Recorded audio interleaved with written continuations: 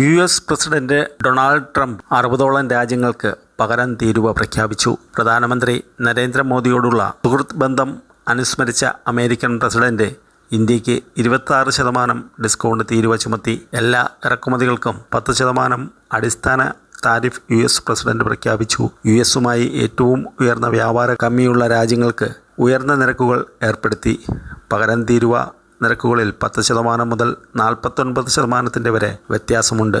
ഇത് ഞങ്ങളുടെ സാമ്പത്തിക സ്വാതന്ത്ര്യ പ്രഖ്യാപനമാണ്. 50 വർഷത്തിലേറെയായി നികുതിദായകരെ കൊള്ളയടിക്കുന്നു. പക്ഷേ ഇനി അത് സംഭവിക്കാൻ പോകുന്നില്ല, അദ്ദേഹം പറഞ്ഞു. വൈറ്റ് ഹൗസിൽ നടന്ന പത്രസമ്മേളനത്തിൽ ഇന്ത്യ ഉൾപ്പെടെയുള്ള രാജ്യങ്ങളുടെ പട്ടിക, അവയ്ക്ക് ചുമത്തേണ്ട പുതിയ തീരുവകൾ, രാജ്യങ്ങൾ അമേരിക്കയിൽ ചുമത്തുന്ന നിലവിലെ ലെവികൾ എന്നിവ കാണിക്കുന്ന ഒരു ചാർട്ട് ട്രംപ് പ്രദർശിപ്പിച്ചു.